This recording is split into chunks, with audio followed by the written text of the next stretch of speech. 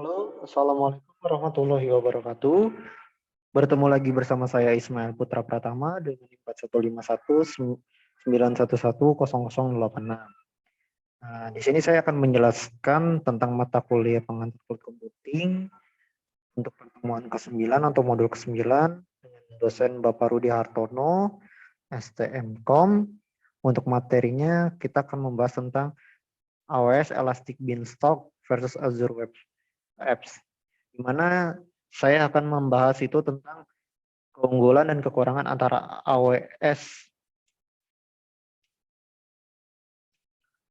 Elastic Beanstalk ini versus AWS Azure Web Apps. Nah, atau pro dan kontranya. Baik, untuk AWS Elastic Beanstalk ini pertama itu Elastic Beanstalk itu merupakan salah satu layanan dari Amazon Web Service atau yang biasa kita kenal dengan AWS, merupakan platform as a service atau PaaS. Anda user hanya memerlukan resource code atau biasa disebut dengan coding dari aplikasi web user, kemudian di deploy ke Elastic Beanstalk melalui AWS CLI atau AWS Console. Nah, dengan menggunakan Elastic Beanstalk ini, user tidak perlu mengelola infrastruktur secara langsung seperti mengelola server atau auto scaling. Selain itu, dengan menggunakan Elastic Beanstalk ini, user dapat menghubungkannya dengan berbagai layanan AWS lainnya seperti SQS, SIS, SNS, RDS, S3, dan lainnya. Untuk pro-nya sendiri atau keunggulannya itu langkah awalnya lebih cepat dan mudah, di mana Elastic Beanstalk ini adalah cara tercepat dan termudah untuk menerapkan aplikasi user di AWS. User itu cukup menggunakan AWS Management Console seperti Reportesi Git atau Integrated Development Environment atau EDI seperti Eclipse atau Visual Studio untuk mengunggah aplikasi Anda. Dan Elastic Beanstalk ini secara otomatis akan mengganti perincian penerapan dari penyediaan kapasitas, load balancing, penskalaan otomatis, dan pemantauan kesehatan aplikasi atau biasa disebut dengan storage, load balancing, traffic, dan maintenance. Nah, dalam beberapa menit ini, aplikasi user akan siap digunakan tanpa upaya konfigurasi infrastruktur atau research di pihak user. Nah, yang kedua itu tidak akan berlebihan, di mana Elastic Beanstalk ini secara otomatis akan menaikkan atau menurunkan trafficnya. Nah, skala aplikasi user berdasarkan kebutuhan, spesifikasi aplikasi Anda menggunakan pengaturan auto scaling yang mudah disesuaikan. Misalnya itu user dapat menggunakan matriks penggunaan CPU untuk memicu tindakan auto scaling. Dengan Elastic Beanstalk ini aplikasi user itu dapat menangani puncak beban kerja atau lalu lintas sekaligus meminimalkan cost user. Nah, untuk pro AWS ini selanjutnya itu produktivitas developer, di mana Elastic Beanstalk ini menyediakan dan mengoperasikan infrastruktur dan mengelola tumpukan aplikasi atau platform untuk user sendiri, sehingga user tidak perlu menghabiskan waktu atau mengembangkan keahlian ini. Hal ini juga akan menjaga platform dasar yang menjalankan aplikasi user selalu sesuai dengan patch dan pembaruan terbaru. Sebaliknya, user dapat fokus pada penulisan coding daripada menghabiskan waktu mengelola dan mengkonfigurasi server, database, load balancer, firewall, dan jaringannya. Nah, untuk yang selanjutnya itu keunggulannya itu melengkapi kendali sumber daya, di mana user itu memiliki kebebasan untuk memilih sumber daya research AWS sendiri, seperti jenis instance Amazon EC2 yang optimal untuk aplikasi user. Selain itu, Elastic Beanstalk ini memungkinkan user membuka cat mesin dan mengontrol dan mempertahankan kontrol penuh atas sumber daya atau resource AWS sendiri yang memberdayakan aplikasi users. Nah, jika user ini memutuskan untuk mengambil alih sebagian atau seluruh elemen infrastruktur user itu, Si user itu dapat melakukannya tanpa hambatan menggunakan kemampuan manajemen Elastic Beanstalk. Nah, terus untuk kontra dalam AWS Beanstalk ini, atau Elastic Beanstalk ini, beberapa masalah terbesar dengan Elastic Beanstalk ini termasuk penerapan yang tidak dapat diandalkan, kekurangannya transparansi dan dokumentasi seputar stack, dan peningkatan aplikasi dan kekurangannya itu dokumentasi yang jelas secara keseluruhan. Untuk kecepatannya itu penerapan akan memakan waktu setidaknya 5 menit dan terkadang diperpanjang hingga 15 menit untuk status dengan hanya 2 ujung depan dengan lebih banyak server. Penerapan bisa memakan waktu lebih lama. Nah, ini mungkin tidak terlihat banyak, tetapi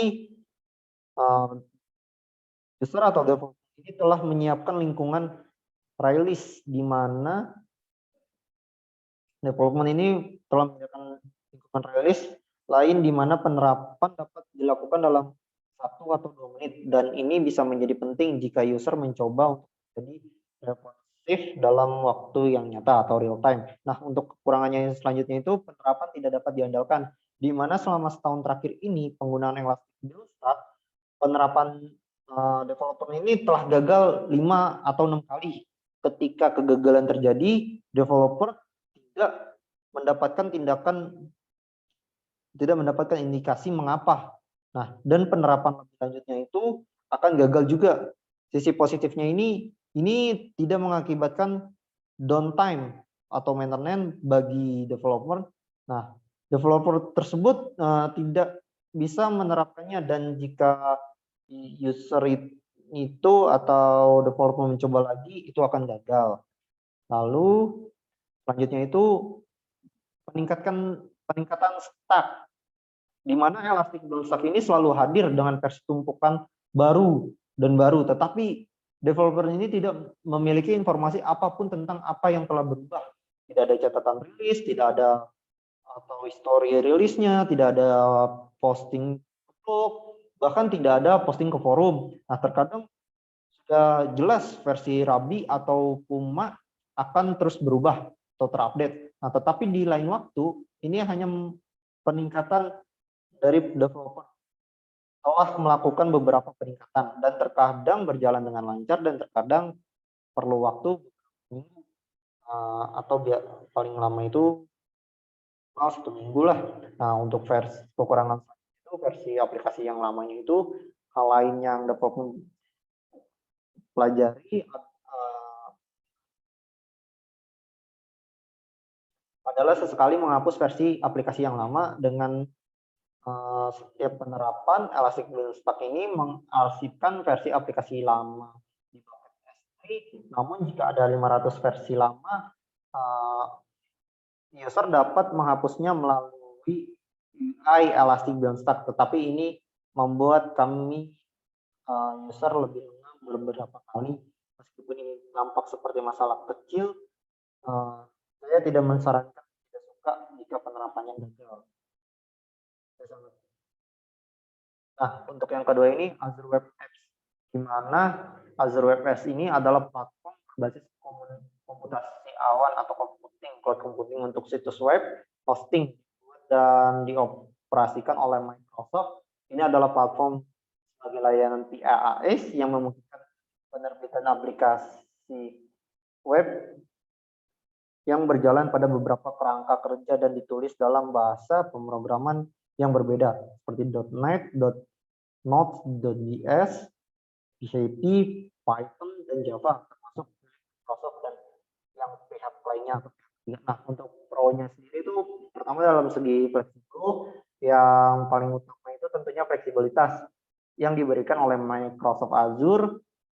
Kita bisa fokus pada pengembangan aplikasinya secara bertahap. Aplikasi tanpa perlu memikirkan perangkat keras atau hardware, dan kebanyakan bebannya itu yang diterima servernya itu ketika ada banyak user yang mengakses web kita. Nah, terus kita akan lebih hemat dalam hal ini. Faktor biaya atau cost ini pun relatif lebih terjangkau untuk murah.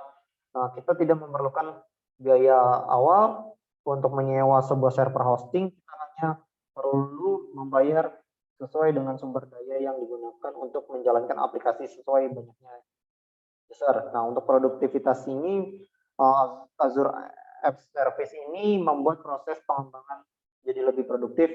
Azure App Service ini mendukung berbagai bahasa mulai dari .NET, .NET Core, Java, Ruby, Node.js, PHP, Python, hingga Docker. Nah, kita juga bisa dengan mudah untuk membuat API yang bisa dikonsumsi oleh aplikasi mobile. Selain itu bisa service juga bisa diintegrasikan dengan berbagai Git repository dan API seperti Visual Studio untuk mendukung proses development seperti live state, debugging, hingga CI atau CD. Lalu untuk kontrasnya sendiri itu membutuhkan manajemen. Nah, di mana itu Azure membutuhkan manajemen khusus dengan alat seperti penambalan dan pemantauan server. Lalu ini berbeda dari platform SaaS karena mereka bergantung pada pengguna atau user akhir untuk mengkonsumsi informasi. Nah, kamu yang sebagai user juga akan membutuhkan sumber daya manusia atau resource atau human resource untuk secara fisik memonitoring pusat data berbasis cloud dan memastikan bahwa semua hal berjalan lancar. Lalu untuk kekurangannya itu dalam segi kecepatan atau speed itu melalui akun cloud adalah tugas yang mudah hari ini dengan mengingat kemudahan akses. Namun dalam kasus Microsoft Azure, 54 wilayah melayani 140 negara berbeda di dunia. Jika kamu tinggal di negara yang jauh dari wilayah pusat data, kamu akan melihat kelambatan dan kecepatan dalam speed ini yang dapat mengganggu beberapa perusahaan.